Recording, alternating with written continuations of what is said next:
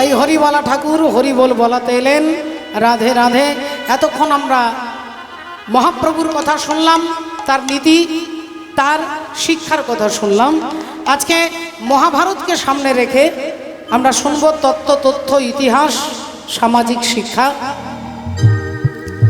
তাহলে আমাদের মূল কথাটাই হচ্ছে যে অহংকার, এই জড়জগতের জ্ঞান আমাদের ভেতরে অহংকার এনে দিতে পারে।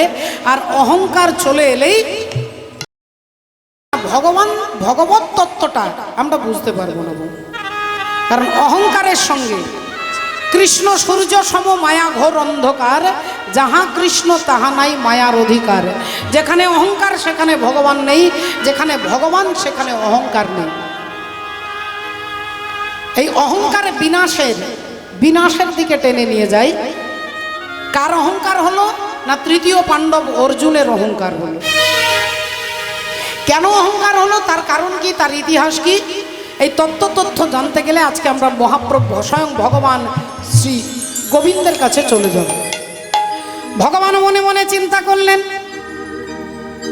যে হস্তিনাপুরের দায়িত্ব আমার শেষ হয়ে গেছে। হস্তিনাপুরের দায়িত্ব শেষ। কুরুক্ষেত্রের যুদ্ধ হয়ে গেছে, পঞ্চপাণ্ডব জিতে গেছে, যুধিষ্ঠির দাদা রাজা হয়েছে, কুন্তী দেবী রাজমাতা হয়েছে। আজ তাদের খাওয়া পরা থাকার কোনো কিছু অভাব নেই। তাহলে আমার দায়িত্ব শেষ, আমি চলে যাব, এবার দ্বারকার পথে গমন করব। কিন্তু যাবার আগে আরেকটা কাজ রয়ে গেছে। হাজার হাজার ভক্তদের সঙ্গে বিদায় নিয়ে আমি তো চুপি চুপি পালিয়ে যাব না। ভগবান শ্রীকৃষ্ণের লীলা, যদি বৃন্দাবনের কৃষ্ণকে দেখেন তার লীলা বোঝা খুব দায়। যদিও বা বুঝতে পারেন, আপনি কুরুক্ষেত্রের কৃষ্ণের তার যে গূঢ়তা এ বোঝা যাবে না বাবা। কখন কি করবে, কখন ভগবান কি করবে বোঝা যাবে না। রাধে রাধে। ভগবান শ্রী হরি চিন্তা করলেন আমি দ্বারকায় চলে যাব, যাবার আগে ভক্তদের সঙ্গে দেখা করব, কে কি চাই তাই দিয়ে চলে যাব।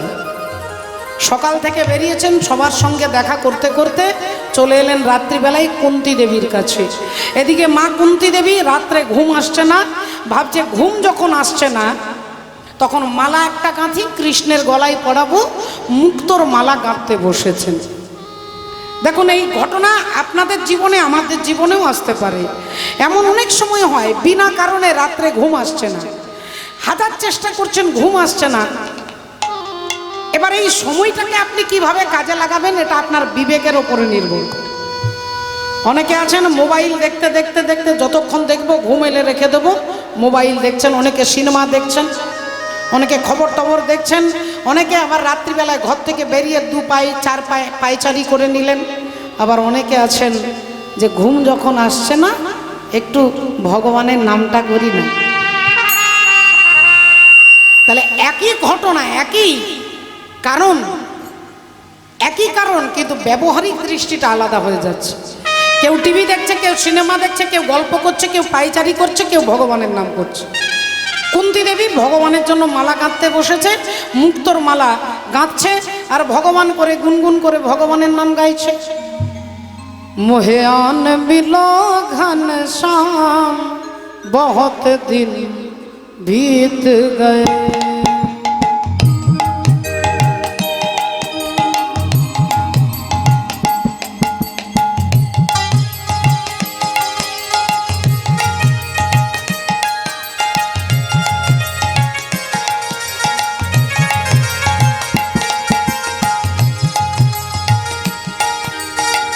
मोहियान बिलो घन श्याम बहुत दिन बीत गए।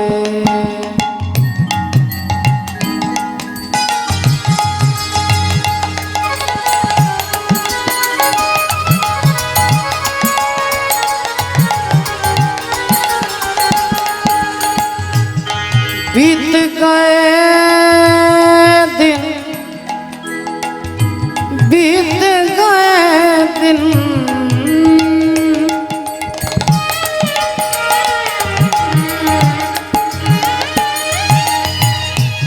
बीत गए दिन, बीत गए दिन, आन बिलो घन श्याम बहुत दिन बीत गए।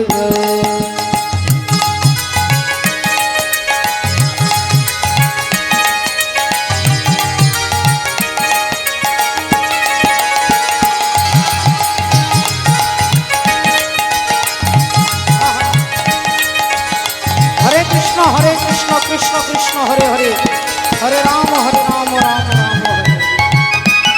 माला गाচ্ছে আর ভগবানের নাম গাইছে।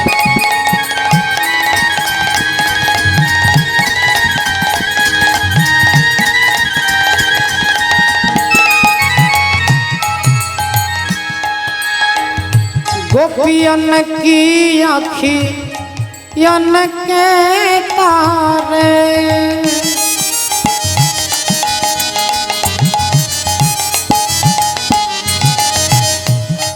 गोपियन की अखियन के तारे मेरे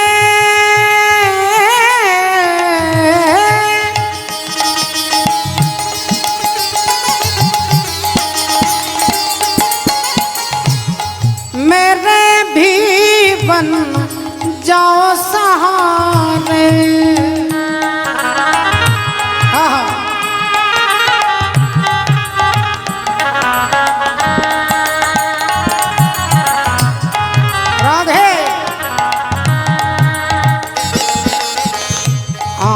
मिलो घन श्याम बहुत दिन बीत गए। आन मिलो घन श्याम बहुत दिन बीत गए। বাইরে থেকে এমন সময় ভগবান ডাকছেন পিসিমা, ও পিসিমা। পিসিমা কুন্তি দেবী গলার শব্দটাতেই শুনতে পেয়েছে কৃষ্ণ এসেছে। তাড়াতাড়ি দরজাটা খুলেছে। আয় বাবা আয়, আয় ভেতরে আয় বাবা, আয় বস বস সেখানে বস। হ্যাঁ রে বাবা, এত রাত্রি হয়ে গেল, ঘুমোসনি কেন? ভগবান বললেন পিসিমা তুমিও তো ঘুমোনি, তুমিও তো জেগে আছো, মালা গাঁথছো। পিসিমা বললেন তোর জন্যই মালাটা গাঁথছি বাবা, ঘুম আসছিল না তাই ভাবলাম তোর জন্য একটা মালা গেঁথে নি।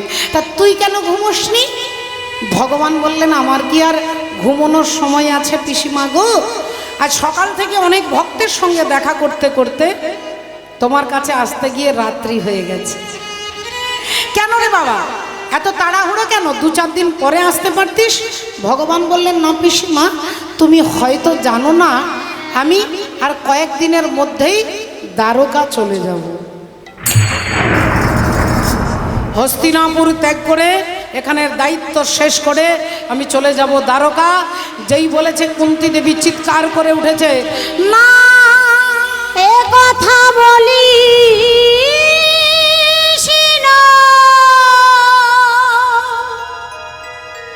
ওরে কৃষ্ণ রে। তুই কি বলছিস বাবা? তুই চলে যাবি? তুই হস্তিনাপুর ছেড়ে চলে যাবি কেন বাবা? কি হয়েছে তোর? ভগবান বললেন এই দেখো। ও পিসিমা বাচ্চা ছেলের মতো কাঁদছো? আরে বাবা এখানে সব কাজ তো শেষ। তোমার ছেলে যুধিষ্ঠির রাজা হয়েছে, তুমি রাজমাতা হয়েছ, তোমার খাওয়া থাকা পড়ার অভাব নেই। এবার আমার তো অনেক দায়িত্ব আছে পিসিমা, তাই আমাকে দ্বারকায় চলে যেতে হবে। তাহলে কেন এসেছিস? এই দুঃখের সংবাদটা দেবার জন্য এসেছিস? না না পিসিমা, তোমার কাছে এসেছি আজকে, তুমি আমার কাছে যা চাইবে তোমাকে তাই দিয়ে আমি তারপরে যাব। বলো পিসিমা তুমি আমার কাছে কি চাও? পিসিমা কুন্তি দেবী বললেন আমি যা চাইব তাই দিবি। হ্যাঁ পিসিমা, তোমার চাইতে দেরি হবে, আমার দিতে দেরি হবে না। বলো কি চাও? পিসিমা কুন্তি দেবী বললেন তাহলে বাবা কৃষ্ণ রে, আমি যা চাইবো যদি তাই দিস। এই অভাগিনী পিসিমা তোর কাছে আঁচলটা পেতে আমি চাইছি, আমায় আঁচল ভরে দুঃখ দে রে। আমায় আঁচলে ভরে আমায় দুঃখ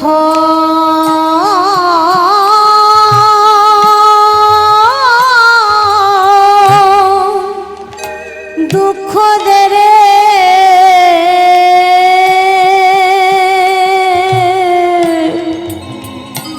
আমায় আঁচল ভরে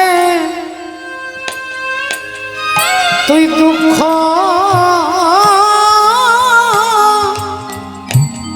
দে রে। আমায় আঁচলে ভরে আমায় দুঃখ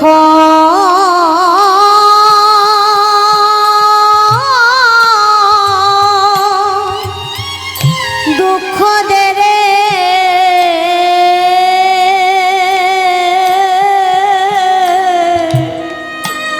আমি আর তো কিছু ও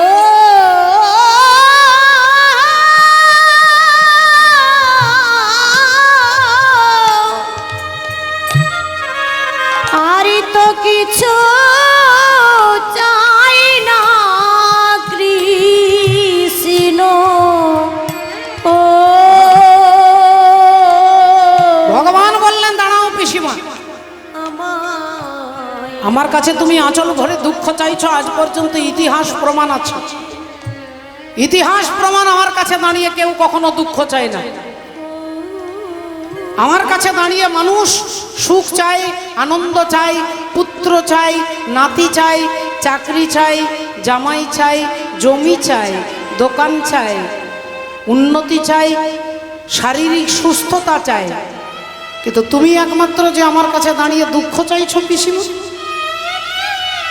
তোমার ইতিহাস, তোমার জীবনীটাকে জানলে, তুমি যখন ছোট ছিলে তখন তোমার বাবা তোমাকে তার বন্ধুর হাতে তুলে দিয়েছিল।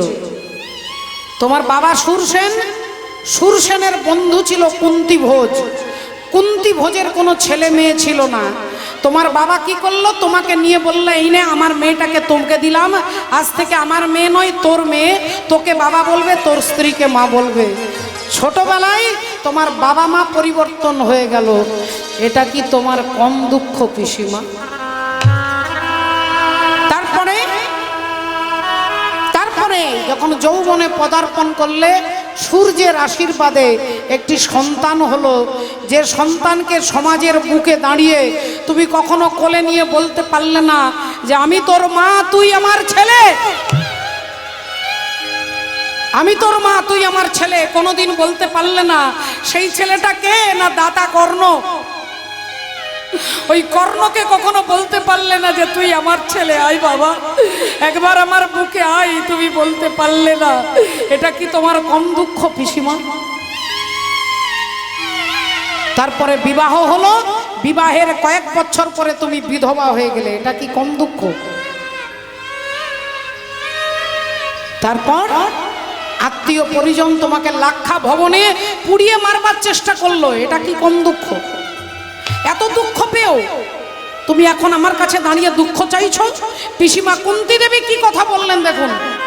বললেন বাবা কৃষ্ণ, এতদিন পরে এটাই বুঝলাম, যতদিন আমাদের দুঃখ ছিল তুই আমাদের পাশে ছিলি, আমাদের জ্বালা ছিল তুই আমাদের পাশে ছিলি। আজ আমার ছেলে যুধিষ্ঠির রাজা হয়েছে, আজ আমি রাজমাতা হয়েছি, তাই তুই আমাদের ছেড়ে চলে যাচ্ছিস। তাহলে এতক্ষণ পরে এটাই বুঝলাম যে দুঃখের দিনে তুই আমাদের পাশে ছিলি, সুখের দিনে তুই চলে যাচ্ছিস। তাই এমন সুখের দরকার নেই যে সুখে কৃষ্ণকে হারা হতে হয়। হরি বল।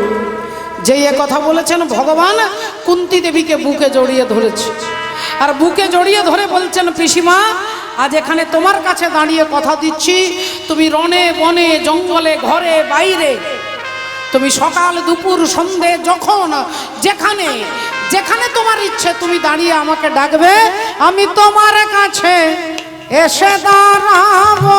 আমি তোমার কাছে এসে দাঁড়াবো, আমি তোমার কাছে এসে দাঁড়াবো। চাইবে আমি তখন আসব, তোমার কাছে এসে দাঁড়াবো, যখন চাইবে তখন আসিব, তোমার কাছে এসে দাঁড়াবো। তুমি যখন চাইবে আমি তখন আসব, আমি তোমার কাছে এসে দাঁড়াবো, হৃদয় গৌর যখন চাইবে তখন আসিব। আমি তোমার কাছে এসে দাঁড়াবো, আহা যখন চাইবে তখন আসিব, আমি তোমার কাছে এসে দাঁড়াবো, যখন চাইবে তখন আসিব, আমি তোমার কাছে এসে দাঁড়াবো, যখন চাইবে তখন আসিব, তোমার কাছে এসে দাঁড়াবো। আজকে পিসিমাকে কথা দিয়ে ভগবান হাঁটতে হাঁটতে চলে যাচ্ছেন। আর যেতে যেতে আজকে মনে পড়ে গেল আরেকজনের কথা, আরেকজনের সঙ্গে দেখা করতে হবে। তিনি কে না, তিনি আরেক পিসিমা, যার নাম হচ্ছে গান্ধারী দেবী, শতপুত্রের জননী মা গান্ধারী। অন্ধকার ঘরে বসে টিমটিম করে প্রদীপ জ্বলছে,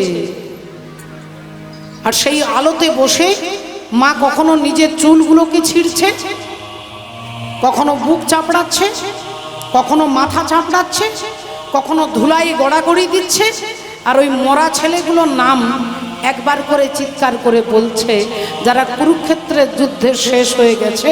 সেই শতপুত্রের জননী গান্ধারী পুত্র শোকে পাগল হয়ে পাগলের মতো চিৎকার করছে আর কাঁদছে, চিৎকার করে কাঁদছে, আর একবার করে চিৎকার করছে দুর্যোধন দুঃশাসন বলে, পরাণের দুর্যোধন রে,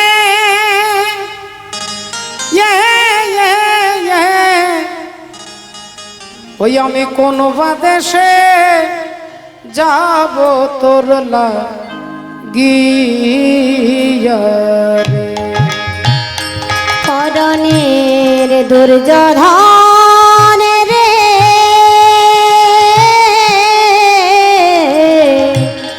কোন বাদেশে যাব তোর লাগিয়া রে। পরাণের দুর্যোধন রে,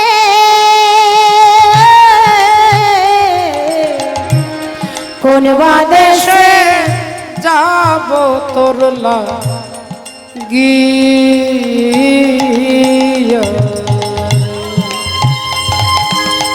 অবলিয়ে দেহে আর প্রাণ রবে না রে, এ দেহে আর প্রাণে রবে না রে। ওই আমি কোন বাদেশে যাব তোর লাগিয়া রে। পরাণের দুর্যোধন রে, কোন বাদেশে যাব তোর লাগিয়া রে। ওরে বাপ দুর্যোধন, বনে যদি আগুন লেগে যায় সবাই দেখতে পায় বাবা, কিন্তু মনের মধ্যে যদি আগুন লেগে যায় এই আগুন কেউ দেখতে পায় না। তাই বনে নয়, আমার মনে আগুন লেগেছে, আর এই আগুনটা কেউ দেখতে পাচ্ছে না। ওরে বনের আগুন সবাই দেখে, বনের আগুন দেখে না, আরে যে ফুল শুকায়ে গেছে কেউ মনে রাখে না রে, মনে রাখে না। ওরে বনের আগুন সবাই দেখে, মনের আগুন দেখে না, যে ফুল শুকায়ে গেছে কেউ মনে রাখে না, মনে রাখে না। বলিয়ে দেহে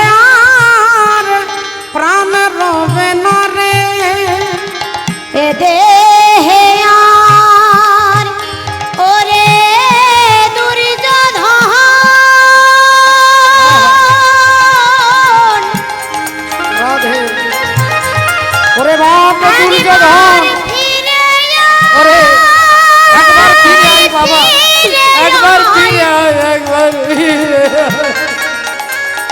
ওরে মা বলো পাখি ফিরে আয়। ওরে খোকা রে এ দেহে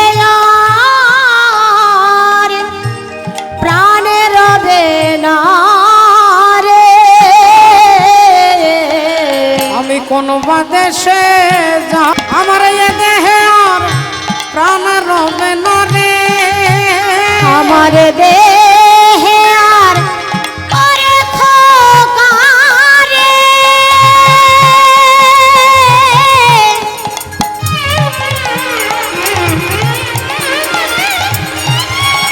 আগে মরে ফিরে আয়, ফিরে আয়, ফিরে আয়, ফিরে আয়। ওরে দুর্যোধন রে। শ্রদ্ধেয় বাবা ঠাকুর ভক্তিমতী মায়েরা ঘটনা কি ঘটলো? এদিকে গান্ধারী তার শতপুত্র বিরহ যন্ত্রণায় বসে বসে কাঁদছে, আর এদিকে পেছন থেকে ভগবান চিৎকার করে বলছেন মা। যেই মা বলে ডেকেছেন গান্ধারী দেবী চমকে উঠেছেন। কে কে তুমি? উত্তপ্ত মরুভূমির বুকে এক পশলা বৃষ্টির মতো তোমার মাতৃ সম্বোধন আমার হৃদয়কে উদ্বেলিত করেছে, আমাকে আনন্দ দিয়েছে। কে তুমি? কে আমায় মা বলে ডাকছো? আমি তোমায় দেখতে পাচ্ছি না কেন? পেছন থেকে বলছেন যে মা, আমাকে দেখতে গেলে এরকম হ্যালোজিনের আলো কাজে লাগবে না মা। না টিউবলাইটের আলোতে দেখা যাবে, না হ্যালোজিনের আলোতে দেখা যাবে, না সূর্যের আলোতে, না চন্দ্রের কিরণে। আমাকে দেখতে গেলে যে আলোটার প্রয়োজন তার নাম হচ্ছে দিব্য জ্ঞান। না তুমাং সখ্যাসে দ্রষ্টু মানে নাই বা সচক্ষুষা দিব্যাং দদামি তে চক্ষু পশ্চমে যোগ মহেশ্বর। আমাকে দেখতে গেলে দিব্য নয়নের প্রয়োজন, আর সেই দিব্য নয়ন আমি ভিন্ন কেউ দিতে পারবে না। তুমি আমায় দেখবে মাই, দেখো আমি কে। আর অমনি গান্ধারী তাকিয়ে দেখছে, দেখে ভগবান কৃষ্ণ দাঁড়াইয়ে আছে। ভগবান কৃষ্ণ দাঁড়ায়ে আছে, ভগবান কৃষ্ণ দাঁড়ায়ে আছে। ও যে গান্ধারীর চোখের কাছে ভগবান কৃষ্ণ দাঁড়ায়ে আছে, গান্ধারীর চোখের সামনে ভগবান কৃষ্ণ দাঁড়ায়ে আছে। ও দেখে গান্ধারীর চোখের কাছে আহা ভগবান কৃষ্ণ দাঁড়ায়ে আছে, রাধে। গান্ধারীর চোখের কাছে ভগবান কৃষ্ণ দাঁড়াইয়ে আছে, গান্ধারীর চোখের সামনে ভগবান কৃষ্ণ দাঁড়াইয়ে আছে। দেখে ভগবান কৃষ্ণ দাঁড়ায়ে আছে। আর যেই ভগবানকে দেখেছে এইবার দেখুন সঙ্গে সঙ্গে আঙুলটা তুলে বলে উঠলো, তুমি সেই কৃষ্ণ, তুমি সেই কৃষ্ণ যে আমার বংশে বাতি দেবার জন্য কাউকে রাখলে না। তুমি সেই কৃষ্ণ যে আমাকে মা বলে ডাকবার মতো কাউকে রাখলে না। তুমি সেই কৃষ্ণ যে আমার বংশটাকে ধ্বংস করে দিয়েছ। তাই শোনো কৃষ্ণ, আজ সন্তানহারা জননী গান্ধারী, আজ আমি তোমাকে অভিশাপ দিচ্ছি। আমার বংশে বাতি দিতে তুমি যেমন কাউকে রাখলে না, একদিন আমার মতো তোমার যদু বংশ যেন ধ্বংস হয়ে যায়। ভগবান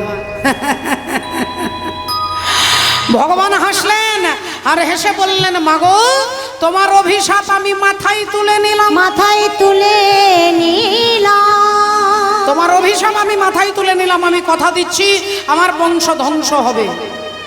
এ তো হেই মা গান্ধারী, তোমার কর্মের ফল আমার মাথার উপরে চাপিয়ে দিও না। আমরা ভগবানকে বলি যখন কোনো দুঃখ হয়, জ্বালা হয়, আমরা বলি ভগবান তুমি কানা, তুমি অন্ধ, তুমি দেখতে পাও না। আমি জীবনে কোনোদিন কোনো অপরাধ করিনি, আমার সারা জীবনে আমি কোনোদিন কোনো পাপ করিনি, ব্যাস এইটুকু লিমিট আমাদের। যে সারা জীবনে কখনো কোনো পাপ করিনি, অন্যায় করিনি, আমার এত বড় দুর্ঘটনা ঘটলো কেন? কিন্তু আপনার লিমিট আপনার এই জন্ম পর্যন্ত। গান্ধারী বলছে আমি 100 জন্মে কোনো পাপ করিনি। 100 জন্মের কথা তার চিপে লোড করা আছে। আমি 100 জন্মে পাপ করিনি।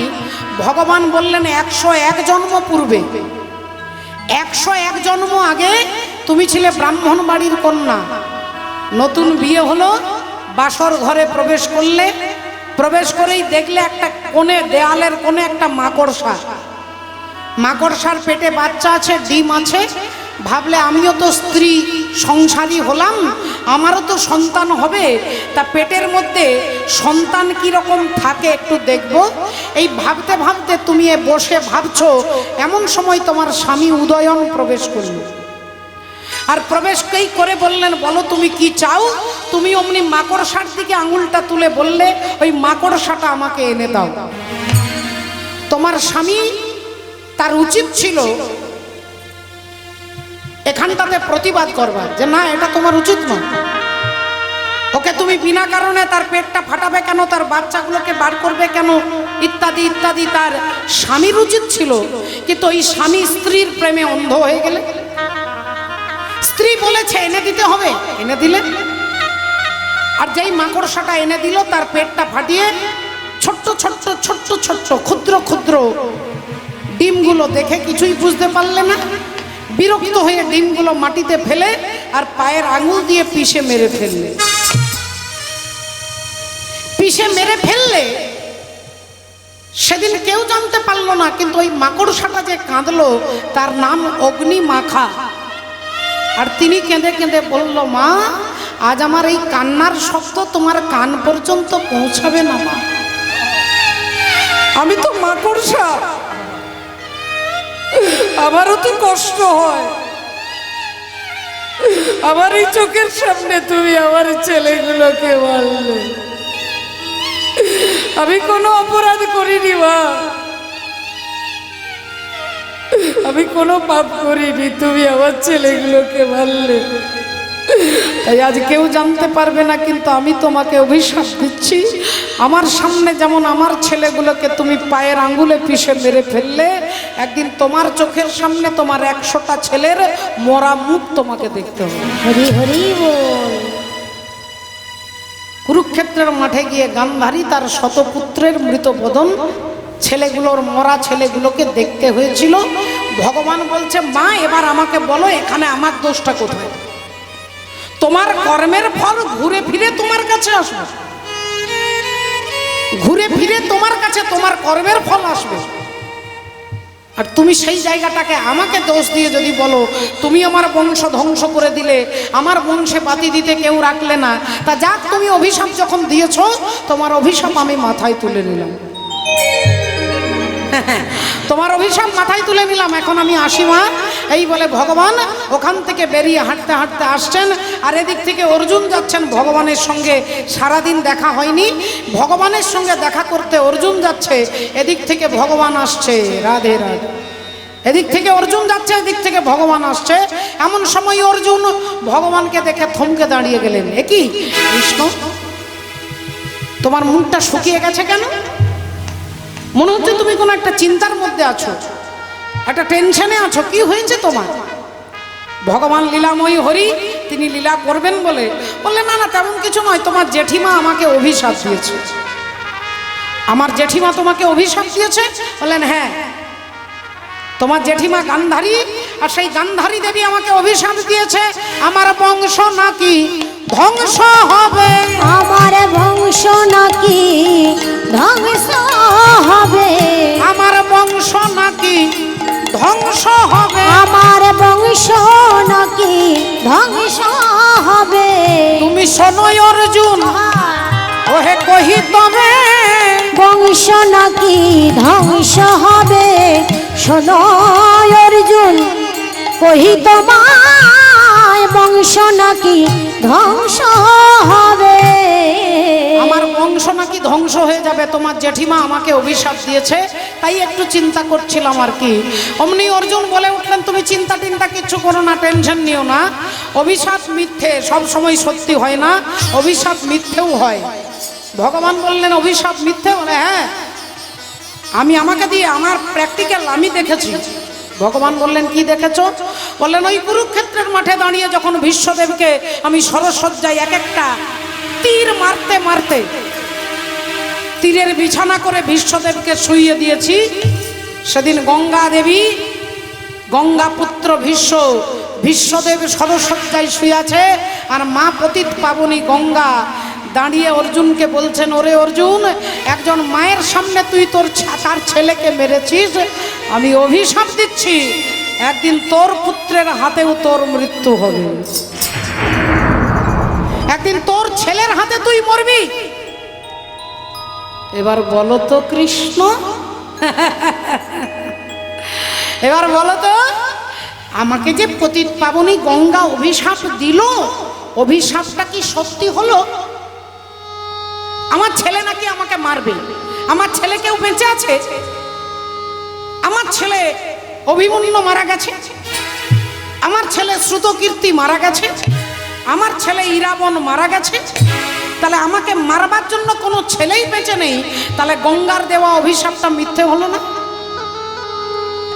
ভগবান বললেন আচ্ছা আচ্ছা আচ্ছা আচ্ছা, তাহলে অন্যান্য কাজ পরে করব, আগে তোমার অহংকারটাকেই চূর্ণ করব, আগে তোমার দর্পটাকে চূর্ণ করতে হবে। অর্জুন মনে মনে ভগবান ভাবছে যে অর্জুনের অহংকারটাকে চূর্ণ করতে গেলে এই মুহূর্তে ভগবান কথাটাকে ঘুরিয়ে দিলেন, আর কথাটাকে ঘুরিয়ে দিয়ে বলছে আচ্ছা ওসব কথা বাদ দাও, ওসব পরে হবে, এখন ভাবার দরকার নেই, আগে তুমি বলো অর্জুন, তোমার দাদা যুধিষ্ঠির যে অশ্বমেধ যজ্ঞ করছে, তা অশ্বমেধ যজ্ঞের ঘোড়াটা এখন কোথায়? অশ্বমেধ যজ্ঞ করে একটা ঘোড়াকে ছেড়ে দেবে, ঘোড়াটা ছুটতে ছুটতে ছুটতে যদি হুগলি জেলার ওপর দিয়ে যায়, তাহলে হুগলি জেলার রাজা যদি ঘোড়াটাকে ধরে, রাজার সঙ্গে পঞ্চপাণ্ডবের যুদ্ধ হবে, যুদ্ধে যিনি জিতবে হুগলি জেলাটা তার হয়ে যাবে। যদি হাওড়া জেলার ওপর দিয়ে যায় ঘোড়া, যদি হাওড়া জেলার রাজা ভয়ে না ধরে, বলে রাজ্যটা হাওড়া জেলাটা পঞ্চপাণ্ডবের হয়ে যাবে। ঘোড়াটাকে ধরলেই যুদ্ধ করতে হবে, আর না ধরলে বলে বিনা প্রতিদ্বন্দ্বিতায় সেই রাজ্যটা পঞ্চপাণ্ডবের হয়ে যাবে। তাহলে অর্জুন, তোমার দাদা যুধিষ্ঠির অশ্বমেধ যজ্ঞের ঘোড়া এখন কোথায়? আর অমনি অর্জুন বলে উঠলেন, এক্ষুনি একটা খবর এলো, আমাদের কর্মচারী খবর দিল, আমাদের অশ্বমেধ যজ্ঞের ঘোড়া নাকি এখন মণিপুর রাজ্যের ওপর দিয়ে যাচ্ছে। মণিপুরে ছিল রাজা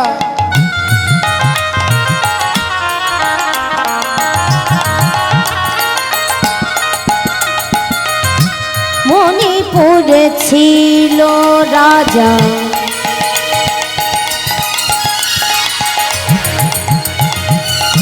বব্রুবাহন নাম, অগ বব্রুবাহন নাম, বব্রুবাহন নাম। মণিপুরে ছিল রাজা, বব্রুবাহনের নাম, বব্রুবাহন নাম, বব্রুবাহন নাম। ধর্মে কর্মে সদাই মতি,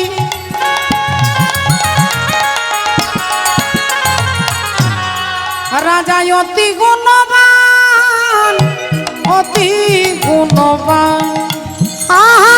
ধর্মে কর্মে সদাই মতি, অতি গুণবান, অতি গুণবান। মণিপুরে ছিল রাজা, বব্রুবাহনের নাম, বব্রুবাহন নাম, বব্রুবাহন নাম। মণিপুরে ছিল রাজা, বব্রুবাহন নাম, বব্রুবাহন নাম, বব্রুবাহন নাম। রাজার নাম হচ্ছে বভ্রুবাহন, আর সেই বভ্রুবাহন শুনতে পেলেন যুধিষ্ঠির অশ্বমেধ যজ্ঞের ঘোড়া আমার রাজ্যের ওপর দিয়ে যাচ্ছে। তাই রাজা বভ্রুবাহন বীর রাজা, ধার্মিক রাজা, ওই ঘোড়াটাকে ধরে তার মায়ের কাছে নিয়ে আসছে, মাকে দেখাবে। মায়ের নাম কি? মায়ের নাম চিত্রাঙ্গদা দেবী। আর বাবার নাম কি? না, বাবার নাম হচ্ছে অর্জুন। মায়ের নাম চিত্রাঙ্গদা, বাবার নাম অর্জুন। কিন্তু আপনারা আশ্চর্য হয়ে যাবেন, ছেলে জানে না যে আমার বাবাকে, আর বাবা জানে না যে আমার একটা ছেলে আছে। বাবা জানে না যে আমার ছেলে আছে, আর ছেলে জানে না যে আমার বাবা অর্জুন। আপনারা বলবেন কেন? এটা আবার কিরকম কথা, ছেলে বাবাকে জানবে না? তাহলে তার একটা কারণ আছে বাবা। কারণটা জানতে গেলে একটু আগের ঘটনায় যেতে হবে। যেদিন অর্জুন বিয়ে করলেন দ্রৌপদীকে, দ্রৌপদীকে ধ্রুপদ রাজার কন্যা দ্রৌপদীকে বিবাহ করে নিয়ে আসছেন। এখন অর্জুন হাতে ধরে আনছে, এদিকে কুন্তী দেবী ঘরে মশলা বাটছে। কুন্তী দেবী মশলা বাটছে, রাধে রাধে। আর অর্জুন পেছন থেকে এসে মাকে ডাকছে, মা এই দেখো মা কি এনেছি, দেখো আজকে ভিক্ষায় কি এনেছি দেখো। কুন্তী দেবী মশলা মারতে মারতে ঘাড় না ঘুরিয়ে বলে উঠলেন, বাবা যা এনেছিস আজকে আমাকে বাদ দিয়ে তোরা 5 ভাই সমান ভাগে ভাগ করে নে। ছেলে বললেন, মা একবার শুধু দেখো কি এনেছি, তারপরে কথাটা বলো। মা বললেন, না বললাম তো। আরে বাবা বুঝতে পারছিস না, আমাকে বাদ দিয়ে তোরা 5 জনে মিলে ভাগ করে নে। অর্জুন বললেন, মা দুবার হলো, আরেকবার বলবো, অনুরোধ করব, লক্ষ্মী মা একবার পিছন ফিরে দেখো, দেখো কি এনেছি, তারপরে বলবে। আরে বাবা দেখবো না, দেখবো না, দেখবো না, যা এনেছিস 5 জনে মিলে ভাগ করে নে। যেই 3 বার বলেছে অর্জুন দ্রৌপদীর হাতটা ছেড়ে দিয়ে বলছেন, শোনো দ্রৌপদী, আজ থেকে একা তুমি আমার স্ত্রী নও, আজ থেকে তুমি আমাদের 5 ভাইয়ের স্ত্রী। আজ থেকে 5 ভাইয়ের স্ত্রী তুমি। এই জায়গাটাতে দাদা যুধিষ্ঠির আঘাত করে বলছে, প্রতিবাদ করে বলছে, অসম্ভব। কি বলছিস ভাই পাগলের মতো? অর্জুন বললেন, দাদা আমি তো বলছি না, এটা তো আমার বক্তব্য নয়। মা বলেছে যা এনেছিস 5 জনে মিলে ভাগ করে নে। বললেন, মা না দেখে না জেনে বুঝেছে বলেছে। অর্জুন বললেন, কিন্তু মা তো বলেছে, 3 বার বলেছে। তাই আমি বলছি দাদা তুমি এটাই মেনে নাও, আজ থেকে দ্রৌপদী আমাদের সবার স্ত্রী। অসম্ভব, এটা মানা সম্ভব নয়, এটা কখনোই সম্ভব নয়। আমি এই জায়গাটাকে প্রতিবাদ করে বলছি, এটা হতে পারে না অর্জুন। অর্জুন বললেন, দাদা এটাই তোমাকে মানতে হবে, এটাই শাস্ত্রীয় সিদ্ধান্ত। এই 2 ভাইয়ের মধ্যে তর্ক হচ্ছে, আর 2 ভাই তর্ক করেই যাচ্ছে। এমন সময় এসে কে দাঁড়ালেন? অন্তর্যামী শ্রী গোবিন্দ অন্তরে জানিয়া, অন্তর্যামী শ্রী গোবিন্দ অন্তরে জানিয়া, অন্তর্যামী শ্রী গোবিন্দ অন্তরে জানিয়া, যুধিষ্ঠির সম্মুখেতে দাঁড়ালো আসিয়া। আহা যুধিষ্ঠির সম্মুখেতে দাঁড়ালো আসিয়া, যুধিষ্ঠির সম্মুখেতে দাঁড়ালো আসিয়া। ভগবান এসে দাঁড়িয়েছে, কি ব্যাপার? অর্জুন বলছেন সমস্যার সমাধান হয়ে গেছে, তুমি যখন এসে গেছো। যুধিষ্ঠির বললেন, কৃষ্ণ তুমি যা বলবে তাই হবে। এই দেখো অর্জুন বলছে দ্রৌপদী আমাদের 5 জনের স্ত্রী, আর আমি বলছি এটা সম্ভব নয়। এবার দায়িত্বটা তোমার উপরে দিয়েছি, তুমি আজকে বিচার করে বলো, এই দ্রৌপদী 5 জনের স্ত্রী হবে না অর্জুনের একা স্ত্রী হবে? আজকে তুমি সিদ্ধান্ত দেবে। তুমি যা সংবিধানে পাশ করবে আমরা সেটা মেনে নেব। অর্জুন বললেন, আজকে তুমি যা বলবে তাই হবে, বলো কৃষ্ণ। ভগবান অমনি চোখটা বন্ধ করে নিলেন 1 মুহূর্ত, তারপরে চোখটা খুলে একবার যুধিষ্ঠির দাদার দিকে একবার অর্জুনের দিকে তাকিয়ে একটু মিষ্টি হেসে উত্তর দিচ্ছেন, আজ থেকে দ্রৌপদী তোমাদের 5 জনের স্ত্রী হবে। কেন হবে? বলে যেখানে একজন মা সিদ্ধান্ত করে দিয়েছে, সেখানে ভগবানের কলম চলবে না। বলে তাহলে মা হলেই কি মা ভগবান হয়ে যায়? সন্তান জন্ম দিলেই কি ভগবান হয়ে যায়? বললেন না, সন্তান কুকুর বেড়াল পশু পাখি সবাই জন্ম দেয়, কিন্তু যে মা ভক্তিপরায়ণা নারী, যে মায়ের বিচার আছে, যে মা আধ্যাত্মিক চেতনা সম্পন্ন এবং ভক্তিপরায়ণা, সেই মা যে কলমটা দেবে সেই কলমের ওপর ভগবানের কলম চলবে না। তাহলে অর্জুনও মেনে নিলেন, যুধিষ্ঠির দাদাও মেনে নিলেন, কিন্তু আমরা মানতে আমাদের একটু অসুবিধে হয় যে দ্রৌপদীর 5টা স্বামী। আজকের শিক্ষিত সমাজ আঙ্গুল তুলে বলে, সবাই বলে যে এটা কি করে সম্ভব, একটা নারীর 5টা স্বামী, আর এখান থেকেই তর্ক ঝামেলা ইত্যাদি ইত্যাদি মতবিরোধ সৃষ্টি হয়। কিন্তু বাবা ঠাকুর, আপনি শুধু বাইরের দিকটা দেখলে হবে না, আপনাকে তত্ত্বের ঘরে দেখতে হবে। যদি মনে করেন যে রাজা রাবণের 10টা মাথা, যদি মনে করেন সে 10টা মাথা নিয়ে ঘুরতো, তাহলে আপনার অসুবিধে হবে। আপনি ভাববেন সে যখন রাত্রে ঘুমোতো বালিশে, মাথা ঘোরার সময় কি অসুবিধে তার হতো। যখন পাশ ফিরে শোবে তখন রাবণের কষ্ট হবে, কারণ 10টা মাথা। তাহলে এটা একটা তর্ক। কিন্তু আপনি যদি শাস্ত্রীয় সঠিক সিদ্ধান্তে যেতে চান, তাহলে রাবণের 10টা মাথা নয়, 10টা ইন্দ্রিয়ে, 10টা ইন্দ্রিয়ের তাড়নায় তিনি ছুটতেন, তাই তিনি দশানন। আর দশরথকে না, যিনি 10টা রথকে একসঙ্গে কন্ট্রোল করতে পারতেন এরকম বুদ্ধি যার, তিনি হচ্ছেন দশরথ। আর 10টা ইন্দ্রিয়ের তাড়নায় যিনি ছোটে তাকে বলে দশগ্রীব রাবণ। তাহলে 5টা স্বামী বলতে শুধু দ্রৌপদীর নয়, আপনার আপনার আপনার আপনার আমার সবার আছে। আর এই 5টা স্বামীকে বলে ক্ষিতি, অপ, তেজ, মরুত, বোম। যুধিষ্ঠির হচ্ছে ক্ষিতি, ক্ষিতি মানে মাটি, অপ হচ্ছে জল, জলের দেবতা ইন্দ্র, ইন্দ্রের পুত্র হচ্ছে অর্জুন, তাহলে অর্জুন হচ্ছে অপ। মরুত মানে বাতাস, বাতাসের দেবতা পবন, পবন পুত্র হচ্ছে ভীম। তাহলে এই পঞ্চভৌতিক এই দেহটাই হচ্ছে আমাদের স্বামী, আমরা মনে করি। পঞ্চভৌতিক দেহ, এটাকেই তো আমরা চৈতালি বলি। আমার নাম চৈতালি, এখানে হাত দিই, তাহলে এই যে শরীরে হাত দিচ্ছি, পঞ্চভৌতিক দেহ, এটাকেই তো আমরা মালিক স্বামী মনে করি, আমার মনে করি। এই পঞ্চভৌতিক দেহটা হচ্ছে 5টা স্বামী। এ দেহের পূর্ব, পশ্চিম, উত্তর, দক্ষিণ, ও বল কোন দিকেতে বৃন্দাবন। আমি তত্ত্ব কথা শুনবো বলে মনে আকিঞ্চন।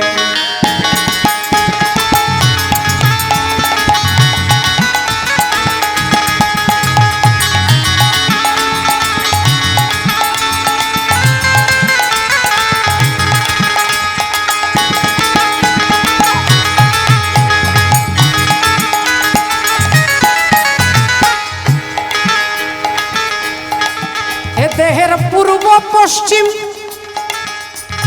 দেহটারও 4টা দিক আছে, পূর্ব, পশ্চিম, উত্তর, দক্ষিণ।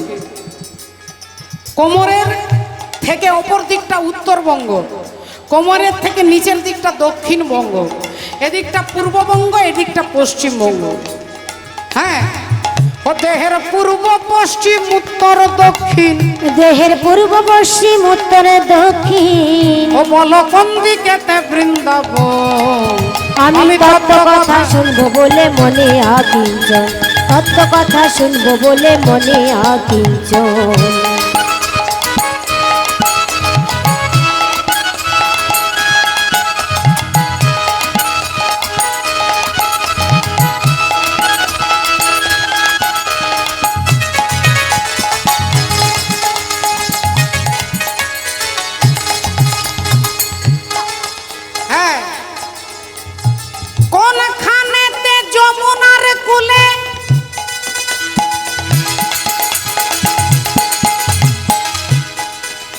আর বংশী ধ্বনি করে শ্যাম জয় রাধে বলে, এ বংশী ধ্বনি করে শ্যামে জয় রাধে বলে, বংশী ধ্বনি করে শ্যামে জয় রাধে বলে। ও মায়েরা, বৃন্দাবন হচ্ছে 84 ক্রোশ, 84 ক্রোশ ব্রজমণ্ডল। এই গোটা দেহটা হচ্ছে 84 আঙ্গুলের, এই গোটা দেহটা হচ্ছে 84 আঙ্গুলের দেহ। এটাও বৃন্দাবন। এখানে কোনখানে কৃষ্ণ আছে আর কোনখানে কংস আছে, কোনখানে রাম আছে আর কোনখানে রাবণ আছে, আপনি যাকে খুঁজবেন আপনি তারই সন্ধান পাবেন। এই জন্য বলছি কোনখানেতে যমুনার কুলে,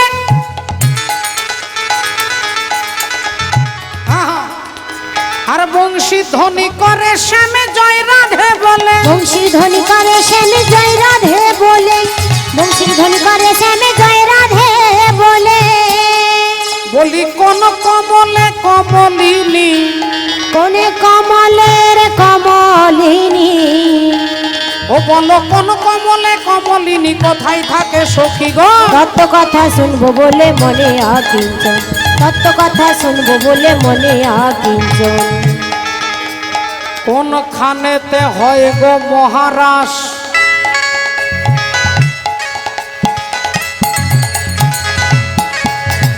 কোনখানেতে হয় গো মহারাজ, হ্যাঁ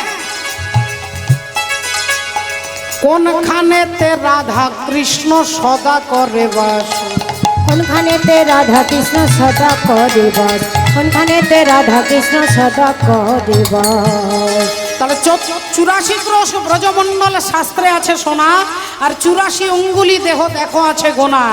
24 অঙ্গুলিতে যদি এক হাত হয়, 3.5 হাত দেহ এই তো হয়। 84 ক্রোশের মধ্যে কোথায় বৃন্দাবন? 3 দিকে যমুনা নদী করিয়াছে বেষ্টন, দেহের মধ্যেই আছে বৃন্দাবন, আপনাকে খুঁজতে হবে।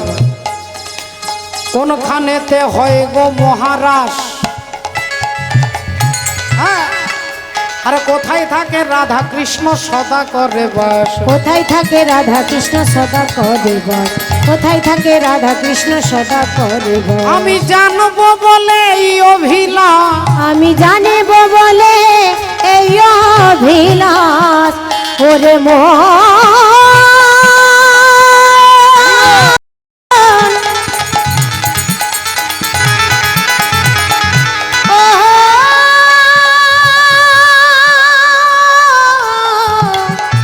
ওরে পাগল মন আমার, আমি জানিব বলে এই অভিলাষ। ওই আমি জানবো বলে এই অভিলাষ, ও যে মনে করি নিবেদন। কত কথা শুনবো বলে মনে আকিঞ্চন, কত কথা শুনবো বলে মনে আকিঞ্চন, কত কথা শুনবো বলে মনে আকিঞ্চন, কত কথা শুনবো বলে মনে আকিঞ্চন, কত কথা শুনবো বলে মনে আকিঞ্চন। তাই আজ থেকে দ্রৌপদী তোমাদের 5 জনের স্ত্রী হবে, এক বছর এক জনের কাছে থাকবে। 1 বছর যুধিষ্ঠির, 1 বছর ভীম, 1 বছর অর্জুন, এভাবে থাকবে। আর শোনো একটা কথা তোমাদের মনে রাখতে হবে, যখন দ্রৌপদী যার ঘরে থাকবে, যার ঘরে যার কাছে দ্রৌপদী থাকবে, সেই ঘরে যদি কেউ বিনা অনুমতিতে প্রবেশ করে, তাকে 12 বছরের জন্য নির্বাসনে যেতে হবে। 12 বছরের জন্য নির্বাসনে যেতে হবে। ভগবান বুঝিয়ে দিলেন, চলে গেলেন। এভাবেই নিয়ম চলছিল। 1 বছর এক জনের কাছে থাকতে থাকতে সময় পরিবর্তন হতে হতে একদিন ঘটনা চক্রে দ্রৌপদী যুধিষ্ঠির স্বামীর ঘরে দুপুরবেলায় চরণ সেবা করছে, অর্জুন বাগানে দাঁড়িয়ে আছে। একজন ব্রাহ্মণ চিৎকার করতে করতে আসছে। ব্রাহ্মণ ঠাকুর চিৎকার করছে, বাঁচা আমায় বাঁচাও, অর্জুন আমায় বাঁচাও, আমায় বাঁচাও, আমায় বাঁচাও,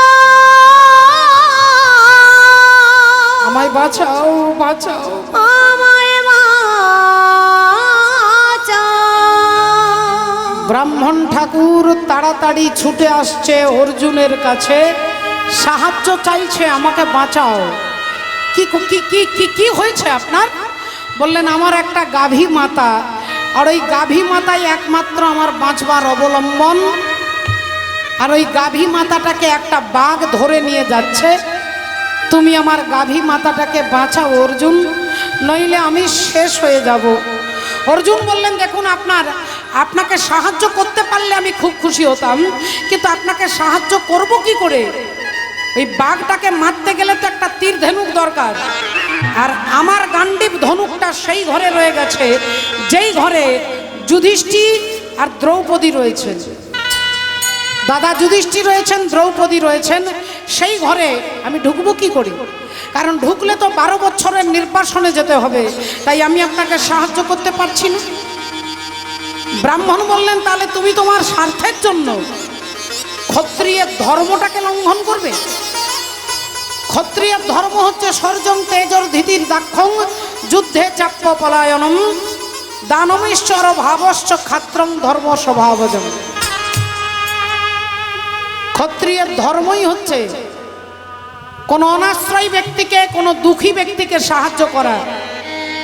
তাহলে তুমি সেই ধর্ম লঙ্ঘন করবে। যেই কথা বলেছে অর্জুন বলছে, আপনি একটু দাঁড়ান, আমি এক্ষুনি আসছি। এই বলে অর্জুন ছুটলেন সেই যুধিষ্ঠির দাদার ঘরে, আর যুধিষ্ঠির দাদার ঘরে ঢুকে গান্ডীব ধনুকটাকে নিয়ে এসে ওই বাঘটাকে হত্যা করে গাভী মাতাকে ব্রাহ্মণের হাতে তুলে দিলেন। ব্রাহ্মণ আশীর্বাদ করে চলে গেলেন। অর্জুন চিন্তা করলেন, ব্রাহ্মণের তো সাহায্য করলাম, কিন্তু ধর্ম তো পালন করতে হবে। তাই অর্জুন এলেন যুধিষ্ঠির দাদার কাছে, হাত জোড় করে বললেন, দাদা আমি চলে যাই, আমি চলে যাই, আমি চলে যাই। ও মা জননী,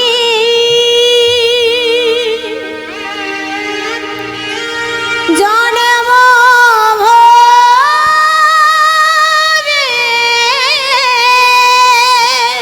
দাও গো বিদায়, আমি চলে যাই, তোমায় আমি চলে যাই। দাদা বিদায়, দাদা বিদায়। তুমি আমাকে অনুমতি দাও, আমি নির্বাসনের জন্য 12 বছরের জন্য চললাম। যুধিষ্ঠির দাদা চিৎকার করে উঠলেন, আর্তনাদ করে উঠলেন, ওরে ভাই অর্জুন, তুই যাস না ভাই, তুই যাস না, তোর কোনো দোষ নেই, তোর কোনো অন্যায় নেই। তুই একজন ব্রাহ্মণকে সাহায্য করতে গিয়ে তুই এই ঘরে প্রবেশ করেছিস, তোর কোনো দোষ নয়, এতে তোর কোনো পাপ হবে না, তুই যাস না ভাই। অর্জুন বললেন, দাদা নিয়ম তো পালন করতে হবে, যারা নিয়ম তৈরি করেছে তারা নিয়ম যদি রক্ষা না করে, দেশের রক্ষক যদি ভক্ষক হয়ে যায়, তাহলে দেশের উন্নতি হবে কি করে? নিয়ম তৈরি করলেন গোবিন্দ, আর সেটা পালন না করলে ধর্মকে রক্ষা করব কি করে? দাদা তুমি আমাকে বিদায় দাও, দাদা আমি 12 বছর পরে আবার তোমার কাছে আসব। চললাম দাদা, চললাম। এই বলে অর্জুন সকলের কাছে বিদায় নিয়ে হাঁটতে হাঁটতে চলে যাচ্ছে। আজ চলিতে চলিতে পথে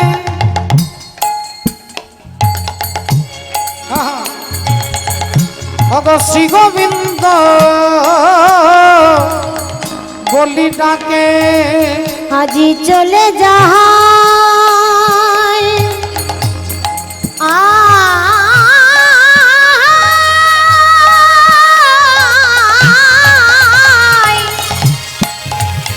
চলে যাই,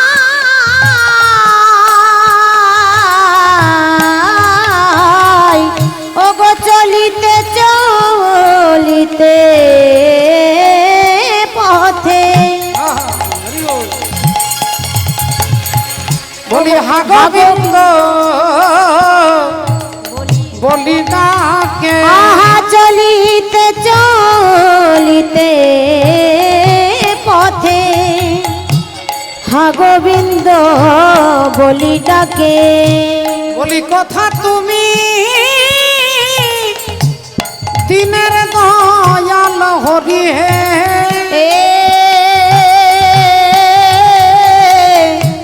কোথা তুমি দিনের দয়াল হরি, ওগো কথা তুমি দিনের দয়াল হরি হে, কোথা তুমি দিনের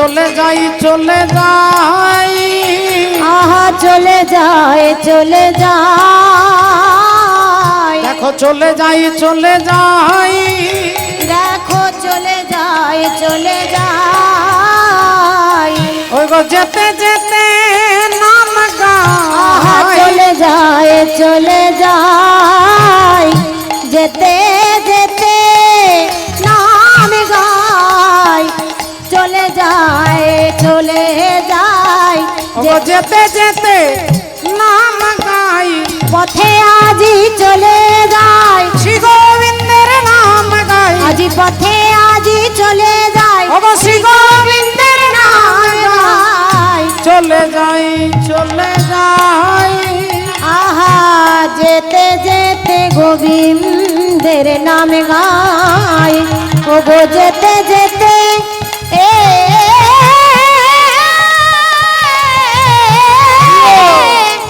আহা গোবিন্দের নাম গায়, যেতে যেতে গোবিন্দের নাম গায়।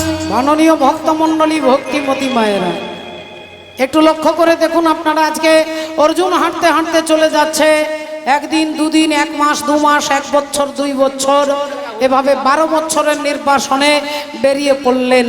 কখনো গাছের তলায়, কখনো গিরিকন্দরে পাহাড়ের গুফায়, কখনো জঙ্গলে, কখনো মাঠে, কখনো ঘাটে, এভাবে থাকতে হচ্ছে। কখনো গাছের ফল খায়, কখনো ঝর্ণার জল খায়, এভাবে হাঁটতে হাঁটতে চলতে চলতে 12 বছর পরে আবার ফিরে আসবে।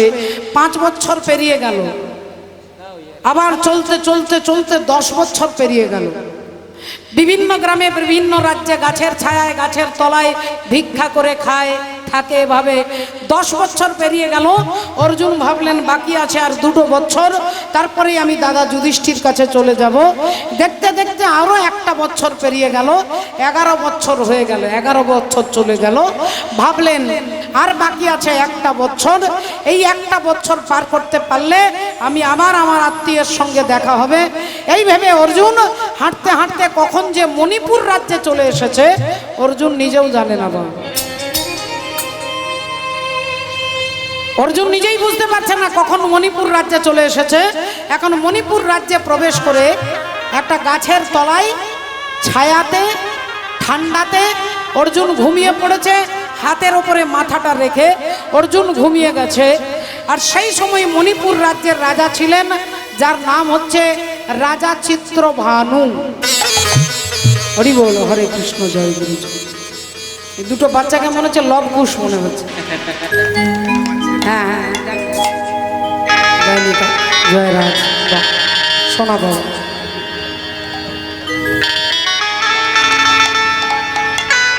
হরি বল, হরে কৃষ্ণ। ভক্তিমতী মায়ের একবার উলুধ্বনি নিতাই গৌর সীতানাথ ব্রহ্মাণ দে হরি হরি বল। বলো রাধা রানী কি, জয় বলো ভগবান কৃষ্ণচন্দ্র কি, জয় অনন্ত কোটি ভক্ত বৃন্দ কি। জয়।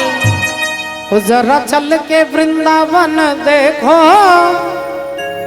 और शाम बंसी बजाते मिलेंगे।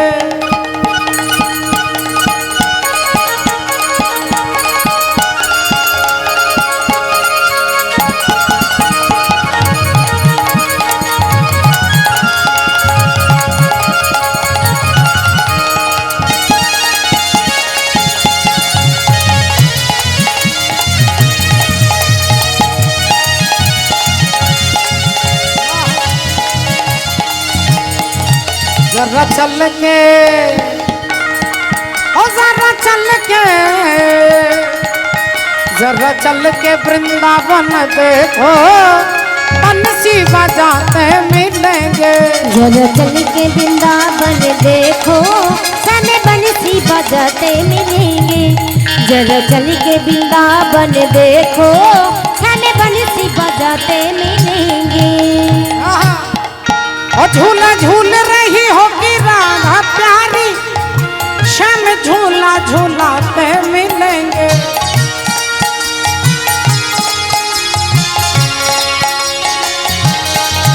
झूला झूल रही होगी राधा प्यारी, श्याम झूला झूलाते मिलेंगे। जरा चल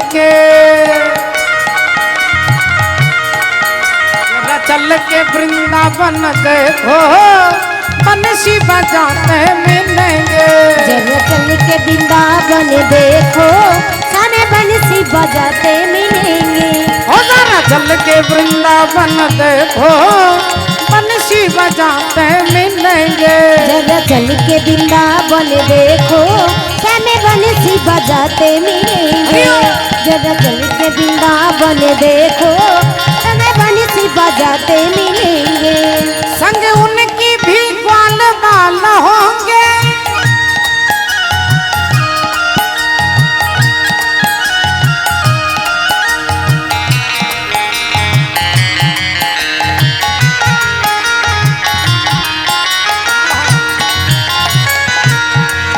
संग उनकी भी ग्वाल बाल होंगे।